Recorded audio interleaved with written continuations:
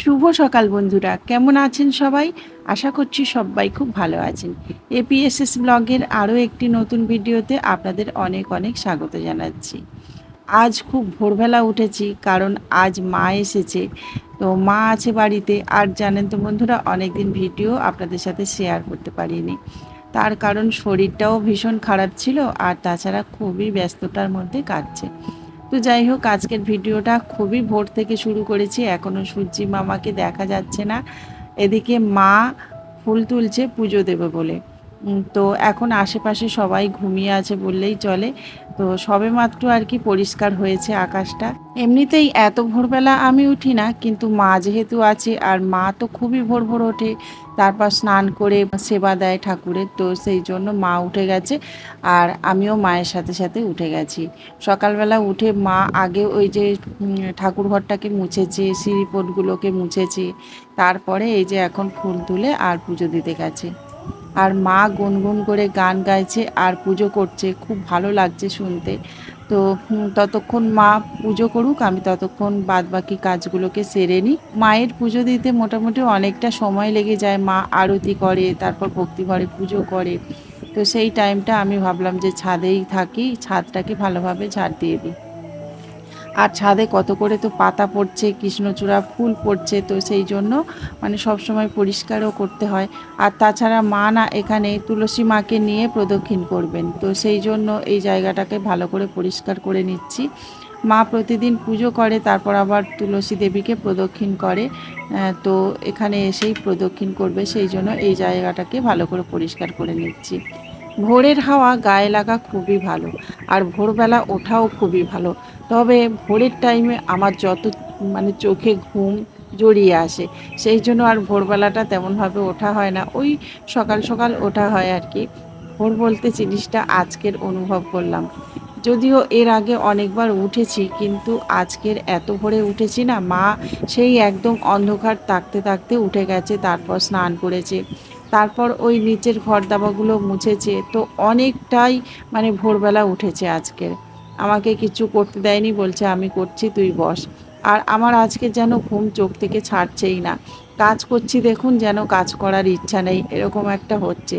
শরীরটা ভীষণই খারাপ কয়েকদিন ধরে, মানে শরীরটা এত মানে খারাপ হচ্ছে, যে কোনো কাজই করতে ইচ্ছা হচ্ছে না। তারপর জ্বর আসছে মাঝে মধ্যে, আর মুখ ভর্তি জলছোটা হয়ে বেরোচ্ছে। সেই ছোট্টবেলা থেকে দেখেছি, একটু একটু জ্বর বা গুমো গুমো জ্বর হলে আমার ঠোঁট ভর্তি, নাক ভর্তি একদম জলছোটা বের হয়, তারপর আবার জিভে ঘা, এগুলো তো হতোই।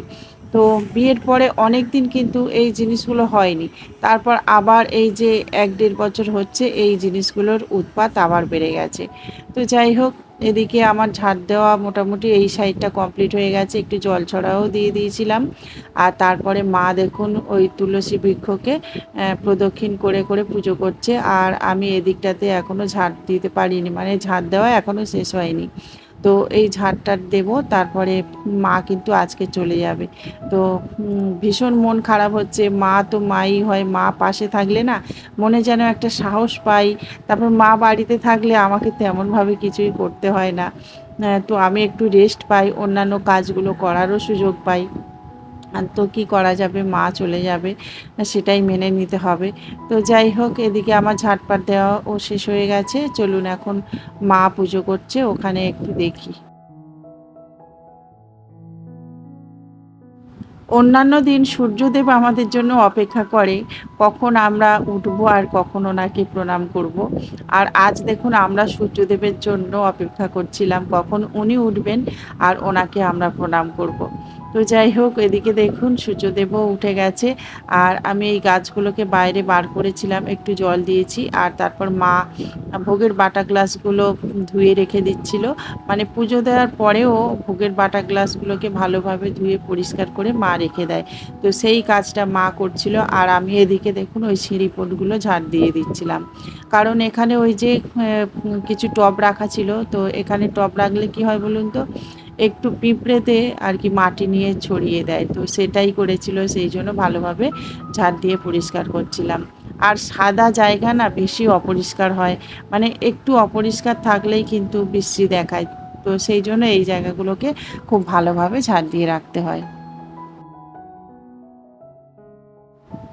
মা ওদিকে ওই বাসন কোসনগুলো ভালোভাবে ধুয়ে চলে গেছে, তারপর এই জায়গাটা আমি এখন ভালোভাবে পরিষ্কার করে দিচ্ছি। সামনের এই জায়গাটা যদি পরিষ্কার থাকে তাহলে না ভীষণ ভালো লাগে, আর অপরিষ্কার থাকলে একদমই দেখতে ভালো লাগে না। তো সেই জন্য এই জায়গাটাকে ভালোভাবে ধুয়ে দিচ্ছি। আর দেখুন বন্ধুরা, আমার ওই ট্রেতে কি সুন্দর নোটে শাক হয়েছে। তো খাবো খাবো বলে না একদিনও খাওয়াই হয়নি, মানে ইচ্ছে হচ্ছে কিন্তু সুযোগ বা সময় কোনোটাই হচ্ছে না, সেই জন্য নোটে শাকগুলোকে আর তোলা হচ্ছে না। তো যাই হোক, এদিকে আমার ছাটপাট দেওয়া হয়ে গেছে, এখন মা না চলে যাবে। এই যে মা এখন সেজে গুজে রেডি। ভীষণ খারাপ লাগছে, মানে মাকে ছাড়তে দিতে ইচ্ছাই হচ্ছিল না। তো যাই হোক, এদিকে মাকে আমি একটু আগিয়ে দিয়ে তারপর চলে এসেছিলাম বাজারে। আর বাজারে এসেই আমি দেখুন ওই মুরগির দোকানে ঢুকেছি, কারণ ছেলেরা খুবই বায়না করছিল যে মাংস খাবো মাংস খাবো।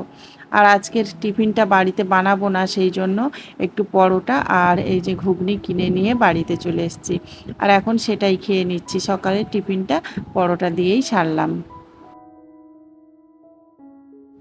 তারপর রান্নাবান্না চাপিয়ে দিয়েছি, আর প্রথমেই আমি বসিয়ে দিলাম চাটনি। তো আমগুলো না পেকেই গেছে, কাঁচা খাবো বলে রেখেছিলাম, তো তারপর দেখছি পেকে গেছে। কি করব, অজ্ঞতা ওই পাকা আম দিয়েই চাটনিটা বানালাম। আর মাংসর পরে না যদি একটু মুখটা টক টক না হয় তাহলে যেন ভালোই লাগে না। তো যাই হোক, এদিকে চাটনিটা বানাচ্ছি আর ওদিকে মাংসটাকেও আমি চাপিয়ে দিয়েছি। তো খুব তাড়াতাড়ির মধ্যে রান্না করব মাংস, চাটনি, আর সাথে সাথে একটু নিম পাতা এনেছিলাম, তো সেটাই আমি রান্না করব। আর এখন না গরমের সময় নিম পাতাটা খেতে প্রচণ্ড ইচ্ছা হয়, মনে হয় একটু তিতো আর একটু টক হলেই খাওয়া হয়ে যায়। আর কয়েকদিন ধরে না মুখে রুচি নেই, সেই জন্য ভাবলাম একটু মাংস নিয়ে যাই, যদি একটু মুখে রুচি ফেরে।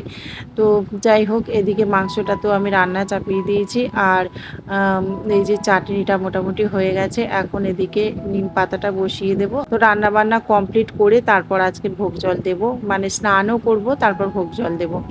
তো সেই জন্য আর কি তাড়াতাড়ি রান্না করছি। আর কবেকার ভিডিও বন্ধুরা আপনাদের সাথে শেয়ার করা হয়নি, অনেক দিন ধরে ভিডিও করছি কিন্তু আপনাদের সাথে তেমনভাবে শেয়ার করা হচ্ছে না, বিভিন্ন কারণবশত আর কি।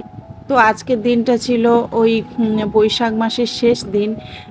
তো আজকে না ওই ভাড়া খোলার দিন ছিল, মানে ওই তুলসী গাছে যে ভাড়াটা দিয়েছিলাম না, সেটাই খোলার দিন ছিল। আমার তো মনেই ছিল না, কিন্তু ওই যে পাশের বাড়ির জেঠিমা আজকের মনে করে দিল, সেই জন্য আর কি ওই তুলসী মঞ্চের ভাড়াটাকে খুলতে হবে। আগে যদি মনে থাকতো তাহলে মাংসটাই কিনতাম না। তো যাই হোক, অজান্তে মাংসটা কেনা হয়ে গেছিলো। অবশ্য আমি মাংসটা আজকের খাইনি, কারণ ওই যে ভাড়াটা খুলে আজকে নিরামিষ খেতে হয়, সেই জন্য কি করব, আজকের ওই নিম পাতা আর চাটনি দিয়েই ভাত খেয়েছিলাম। তো যাই হোক, এদিকে মাংসটা রান্না হচ্ছে, আর এদিকে দেখুন আমি নিম পাতাটাতে একটু তেল দিয়ে ভেজে নিচ্ছি। আর নিম পাতাটা না একটু তেল দিয়ে ভেজে যদি এমনি শুধু আর কি ভাতের সঙ্গে খাওয়া যায় তাহলেও ভালো লাগে, আমার তো ভীষণ ভালো লাগে। আর এই নিম পাতা যখন তেল দিয়ে ভাজবো না, তখন একটা দারুণ সুন্দর সেন্ট বার হয়, ওই সেন্টটা শুঁকতে আমার যে কত ভালো লাগে কি বলবো, জানি না কেন আমার এত ভালো লাগে। তো যাই হোক, এদিকে দেখুন আমি ভাত বেড়ে নিয়েছি, আর দুই ছেলেকে বেড়ে দিয়েছি, তারপর আমি অবশ্য স্নান করেছিলাম। আর স্নানের পর আমি এখন ভোগ জলটা দিচ্ছিলাম। তো প্রথমেই দেখুন আমি তুলসী মঞ্চের কাছে চলে এসেছি, কারণ তুলসী মঞ্চের এই যে ভাড়াটা আছে আজকের শেষ জল দেব। তো এই বৈশাখ মাস জুড়েই কিন্তু জল দিয়েছিলাম তুলসী বৃক্ষে, আর তারপরে এখন আজকের বৈশাখ মাসের শেষ দিন, তো সেই জন্য আজকে জলটা দান করলাম, আর তারপরে এখন ভাড়াটাকে খুলে নেব। আমি তো জানেন সারা বৈশাখ মাস জুড়েই জলদান করি, আর তারপরে ওই যে কার্তিক মাস জুড়েই দীপদান করে থাকি। তো এই কাজগুলো না করতে আমার ভীষণ ভালো লাগে। আর আজ গাছে প্রচুর পরিমাণে জবা ফুল ফুটেছিল, সেই জন্য দেখুন সুন্দরভাবে তুলসী মঞ্চটাকে ভালো করে সাজিয়ে দিতে পেরেছি। আমাদের উপরে একটা কিন্তু ওই তুলসী মঞ্চ করার কথা ছিল, কিন্তু সেটা আর এখনও হয়ে ওঠেনি। তো ইচ্ছা আছে ওই আমার ঠাকুর ঘরের থেকে বেরিয়ে ওই বাঁ সাইডে একটা আর কি তুলসী মঞ্চ বানাবো। তো যাই হোক, সেদিনকার পরে কিন্তু আর ভিডিও করা হয়ে ওঠেনি, কারণ প্রচণ্ড বৃষ্টি শুরু হয়ে গেছিলো, আর বৃষ্টির মধ্যে কখন যেন খাওয়া দাওয়া করে ঘুমিয়ে গেছিলাম। এটা হচ্ছে সকালবেলাটা, দেখুন প্রচণ্ড বৃষ্টির পরে সকালবেলার ওয়েদারটা কেমন হয়েছে। আর আমি চলে এসেছিলাম বাগানে, কারণ ঘাস উপড়ানোর জন্য। গাছে প্রচুর ফুল ফুটেছে দেখছি, তো এগুলোকেও নিয়ে যাব আজকের পুজো দেওয়ার জন্য। ভীষণ ভালো লাগে জানেন তো। এই জবা গাছটা আমি ফার্স্ট বসিয়েছিলাম, তো বাগান থেকে এই যে ফুলগুলো নিয়ে চলে এসেছি, আপনাদের সাথে সেটাই শেয়ার করলাম। কিন্তু অনেকটা কাজ করেছিলাম যেটা আপনাদের সাথে শেয়ার করা হয়নি, কারণ ফোনে চার্জ ছিল না। তো রাতেই কারেন্ট অফ ছিল, সেই জন্য ফোনটাকে ভালোভাবে চার্জ দেওয়া হয়নি। তো সেই জন্যই আর কি আমি তারপরে আর ভিডিও করতে পারিনি। বাড়ি এসে অবশ্য চার্জে বসিয়েছিলাম আর তারপরে ভিডিও করেছিলাম। আর এই দেখুন এখনও কিন্তু বৃষ্টি শুরু হয়ে গেছে। এখন এমনটাই হচ্ছে জানেন তো, একদিনে আর পুরো ব্লগটা শেষ করতে পারছি না। সেটা শরীরের দুর্বলতা থেকে বলুন আর মনের ইচ্ছার শক্তি থেকেই বলুন, মানে কোথায় যেন মনের ইচ্ছা শক্তিটা হারিয়ে গেছে। কেন জানি না, আর যেন ভিডিও করতে ভালোই লাগে না। ভিউজ নেই, তারপর কোনো লাইক নেই, কমেন্ট নেই, একদমই আর ইচ্ছাই করছে না। আপনারা যদি না দেখেন তাহলে ভালো লাগে বলুন বন্ধুরা?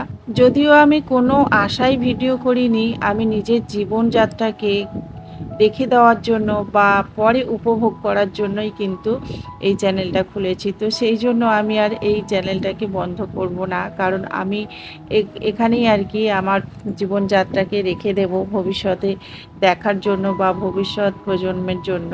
আমরা তো সবাই স্মৃতিটাকে আঁকড়ে ধরে বাঁচতে চাই, তো এটা না হয় স্মৃতি হয়েই থাকলো, তাই না বলুন বন্ধুরা? তো যাই হোক, এই দেখুন এখন কিন্তু আকাশের মুখ ভীষণ গোমড়া, আর আমি এদিকে দেখুন বৃষ্টির মধ্যে এই যে পুজো পাঠ করছি।